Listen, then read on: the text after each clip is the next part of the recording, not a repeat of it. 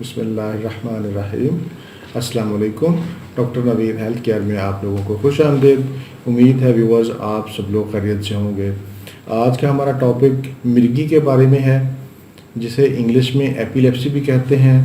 یہ ایک دماغی مرض ہے، اسے دوروں جھٹکوں کی بیماری بھی کہتے ہیں۔ مرگی ایک ایسی بیماری ہے جس کے متعلق بہت سی توہمات پائی جاتی ہیں۔ اس کو اکثر جادو ٹونا یا جنات کا اثر بھی خیال کیا جاتا ہے۔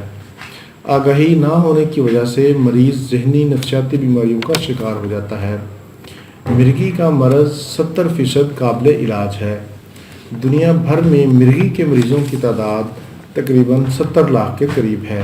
مرگی کی بہت سی وجوہات ہیں، جن میں منفی خیالات، بہت زیادہ پریشانی، مسلسل صدمے کا رہنا، غصہ، خوف، ڈر، دماغی چوٹ، طاقت سے زیادہ محنت کرنا، پیٹ میں کیڑوں کا ہونا، خون کی کمی، دماغی رسولی، یہ اس کی اہم وجوہات ہیں۔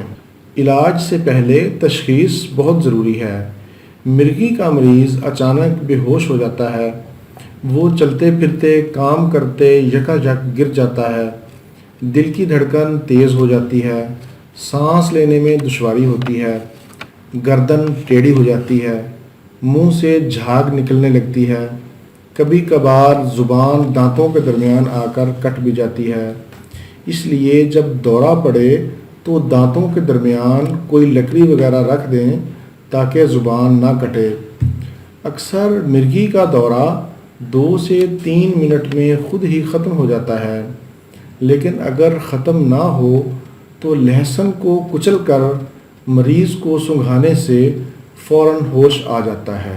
مریض کو قبض نہ ہونے دیں، فروٹس اور سبزیوں کا استعمال زیادہ کریں، متحرک زندگی گزاریں۔ اس کے علاج میں 1 چمچ پیاز کا رس لے لیں اور اس میں تھوڑا سا پانی مکس کر کے روزانہ مریض کو پلائیں۔ جب تک دورے پڑنا بند نہ ہوں اس کا علاج بند نہ کریں۔ ہومیوپیتھک ادویات کو علامات کے مطابق استعمال کریں۔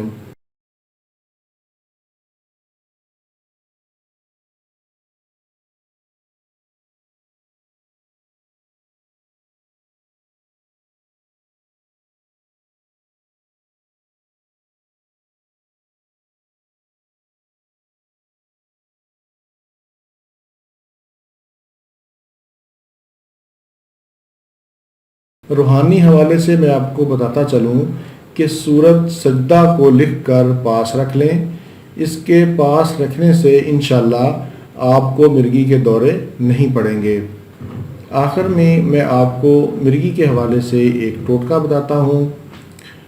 ہاتھ میں نمک کی ڈلی رکھنے سے آپ کو مرگی کا دورہ نہیں پڑے گا۔ جب تک آپ کے ہاتھ میں نمک کی ڈلی رہے گی آپ کو دورہ نہیں پڑے گا۔ ویورز، یہ تھا میرا آج کا پروگرام۔ امید ہے آپ کو پسند آئے گا۔ اچھا لگے تو اسے ضرور شیئر کریں اور میرا چینل بھی سبسکرائب کریں۔